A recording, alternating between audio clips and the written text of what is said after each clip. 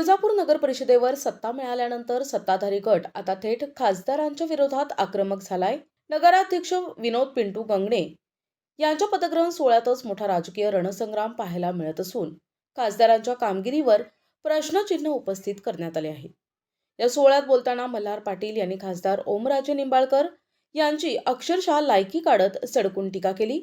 खासदार दिल्लीत जाऊन नेमकं काय दिवे लावतो असा जळजळीत सवाल करत त्यांनी खासदारांच्या कार्यपद्धतीवर प्रहार केलाय। इतकंच नव्हे तर मशाल चिन्हावरून उपरोधिक शब्दात टीका करत विरोधकांची उघडपणे खिल्ली उडवण्यात आली आहे। नगर परिषद निवडणुकीत विरोधकांचा सुपडा साफ केल्यानंतर आता तुळजापूरच्या सत्ताधाऱ्यांनी थेट खासदारांनाच टार्गेट केल्याने जिल्ह्यातील राजकीय वातावरण चांगलंच तापलंय।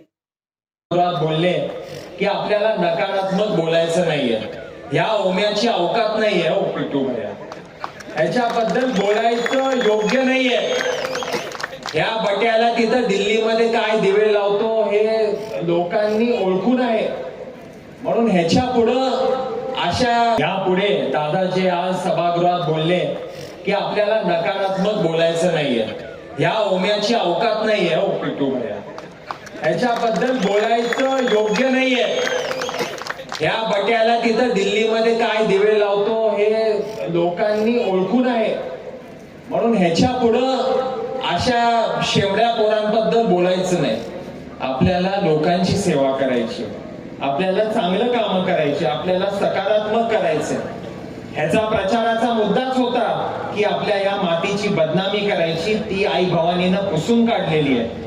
म्हणून ह्याच्या पुढं या शहराचा विकास, या शहराचं सकारात्मक वाटचाल आपल्याला पुढे न्यायची। आपली टीम चांगली आहे, आमची जिल्ह्याची टीम असेल, आमची तालुक्याची टीम, शहराची टीम, आपली टीम चांगली आहे, आपलं टीमवर्क चांगलं आहे। आपण एकमेकांसाठी झटतो, आपण एकमेकांसाठी धावून येतो, असं विरोधकांमध्ये नाहीये। आता बघा, यांची पालिका गेली, यांचे उमेदवार गेले, हे सगळे लोक गायब झाले, हे कुठंच येणार नाही, हे कोणाच्या मदतीला येणार नाही, हे कोणाच्या सुखादुःखात येणार नाही। इथं आपण आहोत आणि आपण पुढच्या 50 पिढ्या असणार आहोत, म्हणून ह्या भावनेनं आपण देवीची सेवा, आईची सेवा अतिशय सेल्फलेसली आपण, कारण ज्याचं डिपॉझिट जप्त झालं त्यांना पुन्हा इथं कशाला यावं, ज्याचं डिपॉझिट जप्त झालं त्यांना आव्हान येऊ नका, आणि यायचं असेल तर काहीतरी घेऊन या, यायचं असेल तर काहीतरी देण्यासारखं घेऊन या। केवळ शब्दाची फुलं वेचणारी लोक आता तुळजापुरात राहिली नाहीत आणि शब्दाने रिकामी पोट पण कुणाची आता भरणार नाही। त्यामुळे आमदार राणादादांच्या पाठीशी या जिल्ह्यातल्या नागरिकांनी खंबीरपणे उभं राहायचं आहे असं ठाम ठरवलेलं आहे। जसा महाराष्ट्र देवेंद्रजींच्या पाठीशी म्हणून दादांनी सगळ्यांचा विरोध घेऊन, सगळ्यांना म्हणजे कोणतं आमच्या जवळच्या का अंडू पांडू होते उभं करा ते, पण जिल्हाध्यक्षांनी सांगितलं होतं मला तुम्ही गप बसा, मी फॉर्म आहे करत, दादांनी तुम्हाला द्यायला सांगितले। मी विशाला त्या दिवशी सांगितलं आणि दत्ताभाऊनी 4 दिवस आधीच विशालपाशी बेबी फॉर्म दिलते, कारण ती विश्वास अध्यक्ष आणि पक्षांनी दादांचा होता, बरोबर ना निरशाबा, का दिलते? तर फक्त काही लोकांनी लुडबुड आपल्या जवळच्या केल्यामुळं संतोष म्हणल्याप्रमाणे थोडी लीड कमी झाली, पण लीड कमी झाली असली तर काय झालं, विजय आमचाच झाला, कोणच्या बोंबण्याचं झालं। 3 तारखेला येऊन त्यांनी बघितलं नाही, हेच मला आज वाटायला लागलं बाबा, 3 तारखेला निकाल नव्हता, 21 तारखेला निकाल लागला, तुला बघायला वेळच मिळाला नाही, कारण तुला परत आल्यावर तुला कोणी आईस्क्रीमचा कोणच दिला नाही।